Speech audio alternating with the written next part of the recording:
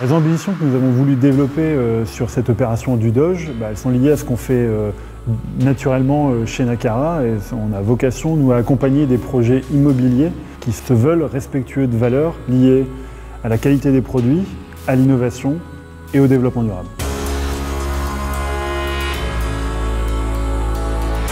Ce bâtiment, c'est une réponse à un cahier des charges donc, au niveau du concours. Il y avait toute une série de contraintes comme ça, plutôt classiques pour un type de projet comme celui-là. Et après, il y avait une contrainte assez particulière qui consistait dans la demande de l'utilisation de la terre cuite pour la fabrication de l'enveloppe, donc la constitution des façades.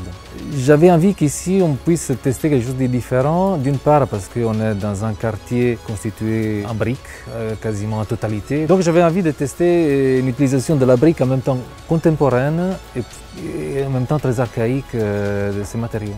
C'est une façade inédite. C'est une brique monolithe donc de 2,80 m de haut qui a été détournée de son usage premier. C'est un processus de réalisation qu'on n'avait jamais vu, qui sort complètement des avis techniques, de quelque chose qui a déjà été fait. On a eu beaucoup de questionnements et beaucoup d'expérimentations à mettre en place avant de trouver la bonne solution.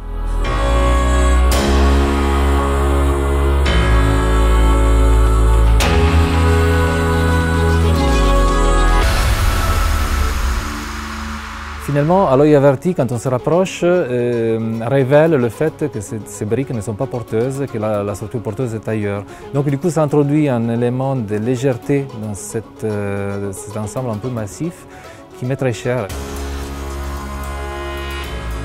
C'était la première fois sur ce chantier où j'ai fait une présentation de l'idée du départ aux compagnons de Rambaud du Tilleul avant d'attaquer les façades, la pose des façades. Donc j'ai expliqué les raisons de comment et pourquoi on avait construit un bâtiment de ce type. Je pense qu'ils ont été très sensibles à entendre tout ce discours et je crois que ça les a motivés. Nos compagnons ont été surpris par le matériau, par la méthode de pose, par toutes les précautions qu'on leur demandait pour manipuler ce produit. Mais aujourd'hui, ils sont très satisfaits et très heureux d'avoir participé à ce chantier. Avec ce pôle d'innovation et d'excellence que peut représenter Euratechnologies, nos bâtiments se doivent d'être en concordance avec ce qui se passe ici. Les entreprises qui sont ici sont dans l'innovation. Les entreprises qui sont ici sont dans l'atypique, sont en train de chercher des modèles qui sont toujours détonnants par rapport à ce qu'on a l'habitude d'avoir. On aime bien ça déjà chez Nacara, aller sortir des sentiers battus. Mais là, clairement, l'environnement nous a porté pour aller chercher de l'innovation. Et notamment le fait que le bâtiment soit connecté directement au cœur de réseau de Leblanc-Lafont, ce qui permet à une entreprise qui est basée historiquement au sein d'Euratechnologies de profiter du maillage qui existe déjà et de faire un peu du plug and play, c'est-à-dire elle se déplugue de là où elle vient se plugger dans le bâtiment ici du Doge et son déménagement informatique dure à peu près 1 heure.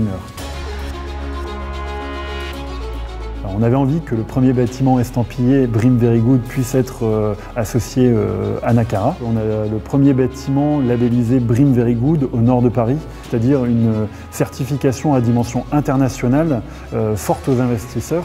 Et elle prend en compte un grand nombre de points, tant énergétiques qu'environnementaux.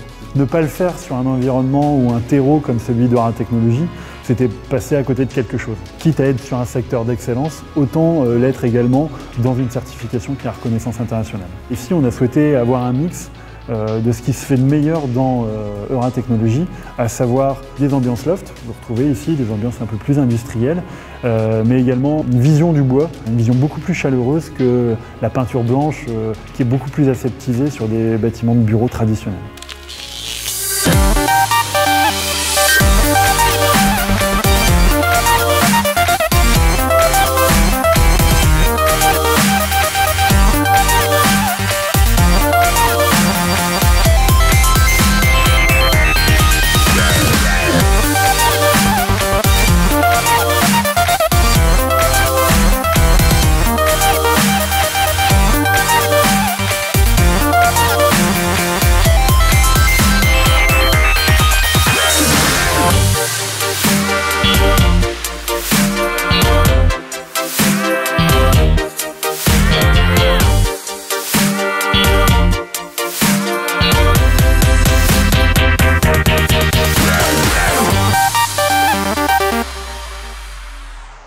Objectivement, on est extrêmement satisfait parce que les bâtiments qu'on avait pu développer avec l'architecte, toute l'équipe de maîtrise d'œuvre, mais également avec le client, correspondent vraiment à la réalité finale. Et je suis satisfait du résultat. Je pense que le bâtiment, comment dire, il dit ce qu'il a à dire, il est juste dans ce site.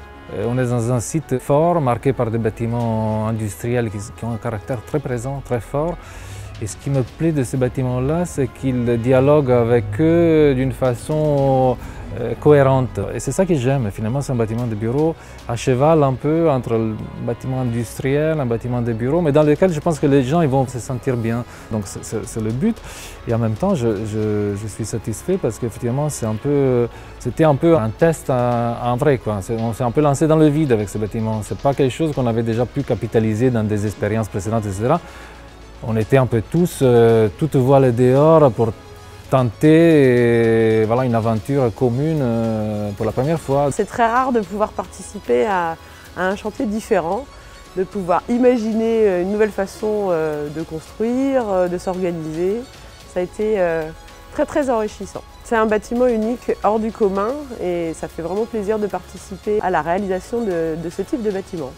On est très fiers. Ça fait un bâtiment avec pas mal d'atouts dans sa poche et pas mal d'éléments différenciants et c'est ça qui nous plaît.